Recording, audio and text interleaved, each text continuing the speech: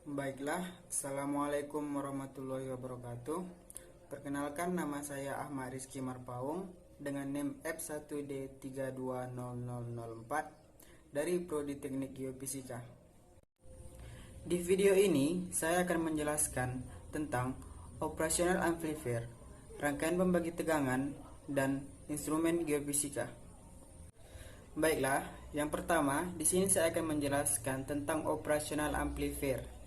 Operational amplifier atau lebih dikenal dengan istilah OP-AMP adalah salah satu dari bentuk IC linear yang fungsinya sebagai penguat sinyal listrik. Sebuah OP-AMP terdiri dari beberapa transistor, dioda, resistor, dan kapasitor yang terinterkoneksi dan terintegrasi hingga memungkinkannya untuk menghasilkan gain atau penguatan yang tinggi pada rentan frekuensi yang luas. Baiklah, selanjutnya yaitu rangkaian pembagi.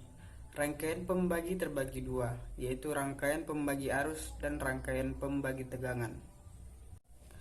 Rangkaian pembagi arus atau yang juga dikenal dengan nama current divider adalah rangkaian elektronika sederhana yang menggunakan dua buah komponen resistor yang salah satu kakinya dihubungkan menjadi satu ke sumber arus dan kaki lainnya dihubungkan ke beban. Untuk lebih jelasnya, mari kita perhatikan rangkaian berikut ini. Di rangkaian tersebut dapat kita ketahui bahwa arus total dibagi oleh komponen R1 dan juga komponen R2 sehingga menghasilkan I1 dan juga I2.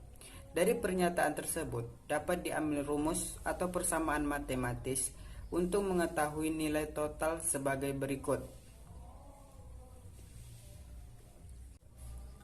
Kemudian rangkaian pembagi tegangan atau yang juga dikenal dengan sebutan voltage divider adalah rangkaian elektronika sederhana yang dapat mengubah tegangan besar menjadi tegangan yang lebih kecil dengan jumlah satu output atau lebih dalam suatu rangkaian elektronika yang kompleks. Voltage divider dapat digunakan untuk beberapa hal, di antaranya adalah membuat tegangan referensi dari sumber tegangan yang lebih besar, memberikan bias pada rangkaian penguat, memberikan bias pada komponen elektronika aktif, dan masih banyak lagi. Berikut adalah skema dasar rangkaian pembagi tegangan. Dari rangkaian tersebut dapat kita ketahui bahwa arus total dibagi oleh komponen R1 dan juga komponen R2 hingga menghasilkan I1 dan juga I2. Dari pernyataan tersebut dapat diambil rumus atau persamaan matematis untuk mengetahui nilai total, yaitu sebagai berikut. Baiklah, yang terakhir, di sini saya akan menjelaskan sedikit tentang metode yang menggunakan instrumen geofisika yang sering digunakan pada eksplorasi geofisika, yaitu metode magnetotelurik. Untuk gambar alat yang digunakan adalah sebagai berikut. Metode magnetotelurik atau biasa disebut dengan metode MT adalah salah satu metode geofisika yang sering digunakan dalam eksplorasi geotermal karena kemampuannya yang dapat menggambarkan struktur resistivitas batuan bawah permukaan. Metode MT ini didasarkan atas persamaan Maxwell yang merupakan perumusan matematika untuk hukum-hukum alam yang melandasi semua fenomena keelektromagnetan. Sumber sinyal untuk metode magnetotelurik adalah medan magnet yang berasal dari dalam dan luar bumi serta memiliki rentang frekuensi yang bervariasi.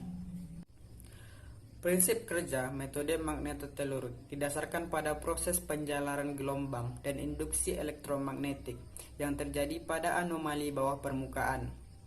Medan elektromagnetik yang menembus bawah permukaan akan menghasilkan medan listrik dan magnetik sekunder dalam material konduktif di dalam bumi, yang kemudian direkam oleh sensor yang terdapat pada alat elektromagnetik. Menggunakan salah satu pendekatan yang digunakan dalam metode ini adalah bahwa medan elektromagnetik merupakan gelombang bidang yang merambat tegak lurus ke permukaan bumi. Metode magnetotelurik banyak sekali diaplikasikan untuk eksplorasi panas bumi. Indonesia merupakan salah satu negara yang kaya akan sumber energi panas bumi karena berada pada daerah terdepan di zona tektonik aktif. Energi panas bumi ini dapat dimanfaatkan sebagai sumber daya energi yang ramah lingkungan dan minim polusi karena tingkat emisinya sangat rendah jika dibandingkan dengan energi lain, serta merupakan salah satu solusi terbaik untuk mengatasi keterbatasan energi. Salah satu metode geofisika yang dapat digunakan untuk eksplorasi energi panas bumi yaitu metode magnetotelurik. Untuk pemodelan data, metode ini terbagi atas dua, yaitu pemodelan satu dimensi dan dua dimensi.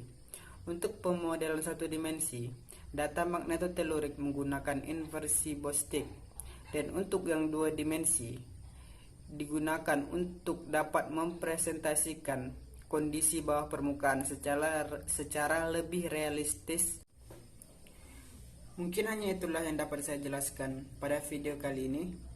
Lebih dan kurang saya mohon maaf. Wabillahi taufiq wal hidayah. Wassalamualaikum warahmatullahi wabarakatuh. Terima kasih.